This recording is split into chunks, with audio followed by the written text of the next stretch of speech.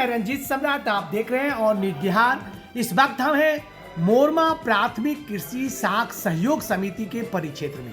हमारे साथ हैं मोरमा कृषि सहयोग साख समिति के उम्मीदवार दिवाकर कुमार, जो लगातार किसानों के हित को लेकर चिंतित रहते हैं।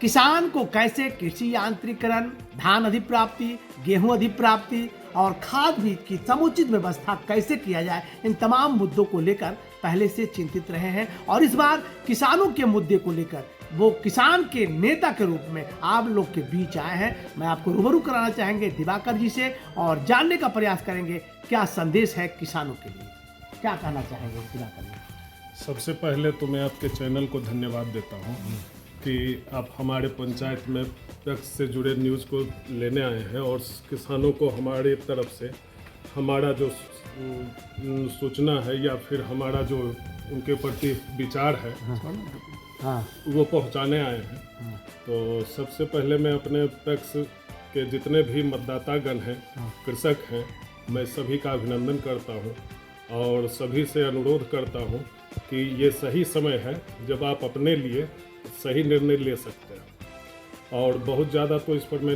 अभी कुछ कहूँगा तो अतिशयोक्ति होगी, लेकिन फिर भी मैं इतना कहना चाहता हूँ कि जो हो रहा है वो तो सभी लोग जान रहे हैं, उसमें कितना सुधार किया जा सकता है और कितना बढ़िया ढंग से उनका खरीद बिक्री धान का हो या फिर उन तक खाद बीज पहुँचाने का कार्य हो या फिर उनकी समस्याओं का किस तरह से निवारण हो सकता है, सही मूल्य उनको किस तरह से पहुंचाया जा सकता है। इन बातों के लिए जो समस्या उनके पास है उनके समाधान के लिए मैं उनके पास आया हूं और कोशिश करूंगा कि उनकी संभावनाओं पर खड़ा उतरूं। देखिए, ये हैं दिवाकर जी जो किसानों के हित को लेकर सदैव चिंतित रहते हैं। इनका कहना है किसान को कैसे लाभ पहुंचाया जाए, कैसे सहकारी विभाग द्वारा दिए जाने वाले तमाम योजनाओं को 100% धरातल पर उतारा जाए, इसके लिए चिंतित है। वो पैक्स चुनाव इसलिए लड़ रहे हैं ताकि किसान को सही हक मिल सके, उनका अधिकार मिल सके। लंबे अरसे से एक व्यक्ति के द्वारा एक ही परिवार में पैक्स को उलझा कर रखा गया है और जो लाभ किसानों को मिलना चाहिए वो नहीं मिल पा रहा है। चलते हैं, कुछ और कृषक संवर्ग के लोग हमारे साथ हैं, युवा कृषक संवर्ग है, मैं उनसे बात करने का प्रयास करूंगा। पिछले दिनों जो धान अधिप्राप्ति हुआ उसका अद्यतन स्थिति क्या रहा, हम जानने का प्रयास करेंगे। चलिए, क्या कहना चाहेंगे? पूर्व जो पैक्स अध्यक्ष हैं वो अभी भी बहुत किसानों का पैसा रखे हुए हैं और सही रेट कभी नहीं दिए हैं।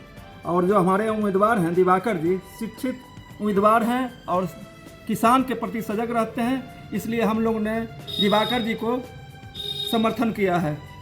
चलिए, पूर्व पैक्स अध्यक्ष, क्या धान अधिप्राप्ति आपका धान नहीं दिए? हमारा पैसा अभी रखे हुए हैं 4 लाख रुपया धान का। अच्छा, तो क्या मांग किए? मांग करते हैं, आज बिहान करते रहते हैं। तो क्या निर्णय लिया इस बार? लिए है कि दिवाकर जी को हम लोग वोट देंगे, भारी मतों से जिताएंगे, यानी परिवर्तन कर देंगे। परिवर्तन तो निश्चित है, होना है। चलिए, क्या नाम हुआ? पिंकू कुमार। पिंकू जी, चलिए क्या कहना चाहेंगे बॉस? मेरा कहने का ये है कि पूरे जिला लखीसराय में शैक्षणिक रूप से भी अगर देखा जाए तो सबसे पढ़े लिखे दिवाकर जी ही हैं। और दूसरी बात ये कि मोरमा पंचायत के पतनेर गांव के निवासी में सबसे अधिक धान का रकबा पतनेर में ही होता है।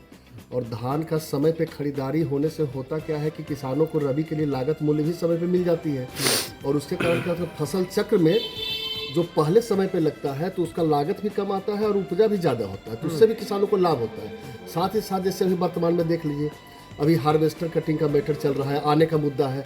तो जो लोग कृषि क्षेत्र में जैसे सहकारिता मंच है ना, ये तो उससे जुड़े हुए इसके तरफ में भी प्रयास करना चाहिए था, लेकिन प्रयास नहीं हो रहा है। तो क्या करेंगे इस बार ये जीत चुके हैं। दिवाकर जी पैक्स अध्यक्ष बन चुके हैं। पतनेर गांव के निवासी और मोरमा पंचायत के पैक्स अध्यक्ष दिवाकर जी एक प्रकार से समझिए कि बस चुनाव एक औपचारिकता मात्र है। क्योंकि इनको देखिए, आप भेनौरा जाएंगे, वहाँ पे डिहरा जाएंगे या टोला पर जाएंगे, वहाँ पे भी इन्हीं का अधिकार से मतदान है, मतलब वोट हो गया। और दूसरा बात, पतनेर गांव में आप संपूर्ण ले लीजिएगा, 10 नंबर से लेके पूरा एकदम 9 नंबर वार्ड से लेकर के पूर्वी मुसहरी हो गया, पश्चिमी मुसहरी हो गया, वहाँ पर भी आप संपूर्ण जोड़ेंगे। यहाँ भी दिवाकर जी को सब अधिक मत है, मतलब किसी भी पंचायत के अन्य प्रतिनिधि की तुलना में। आप खीरहो जाएंगे, वहाँ भी अधिक है। और मोरमा जाएंगे वहाँ भी इनको तो कम से कुल कम मिलाकर युवाओं का, जो युवा किसान है, उनका हाँ। क्या निर्णय है? युवा किसान ही नहीं, युवा नौजवान तो ऐसे भी इनसे जुड़े हुए हैं, हाँ, क्योंकि क्रिकेट के क्षेत्र के भी रहे हैं, प्लस कृषि क्षेत्र में भी इनका देखिएगा जुड़ाव तो रहा। पुराना रकबा रहा है। तो कृषि क्षेत्र में भी इनका गांव में बहुत बेहतरीन टॉप 5 किसान में पहले भी आते हैं। हाँ। तो कृषि में भी रहे हैं और युवाओं से जुड़ाव इनका हमेशा पहले भी रहा है। तो वो सारा परिणाम इस बार आपको देखने को 30 तारीख को देखने को मिलेगा। चलिए, क्या आप नाम, जान- क्या नाम है? मेरा नाम अभिषेक आनंद है। अभिषेक आनंद जी हैं। चलिए, क्या कहना चाहेंगे सर? देखिए, हमको तो हंसी आती है कि 10 साल तक समाज ने आपको मौका दिया है। 10 साल से आप पैक्स अध्यक्ष रहे हैं और बावजूद आपको अगर मतदान के लिए वोट मांगना पड़ रहा है घर घर, इससे यह साफ जाहिर होता है कि आपने ठीक से काम नहीं किया है, जहाँ तक मैं समझता हूँ। दूसरी बात यह है, किसानों को कुछ नहीं चाहिए, किसानों को केवल उचित मूल्य चाहिए और वक्त पर खाद जो उपलब्ध कराया जाए वो होना चाहिए। अभी जैसे हमारे एक साथी ने आपको हार्वेस्टर का मुद्दा बताया, आप एक बार हम लोगों से इंटरव्यू लेने से पहले आप एक बार जरा किसान का भी इंटरव्यू लें, तब आपको और मज़ा आएगा।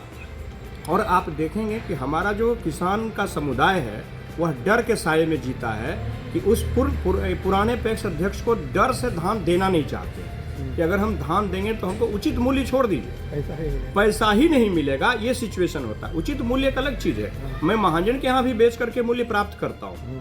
लोग पैक्स में या व्यापार मंडल में धान इसलिए बेचते हैं क्योंकि उनको धान की उचित कीमत प्राप्त हो। और आप बड़े बड़े किसानों से पूछेंगे यहाँ तो वो सीधा बताएंगे कि भाई हम पैक्स में नहीं बेचेंगे।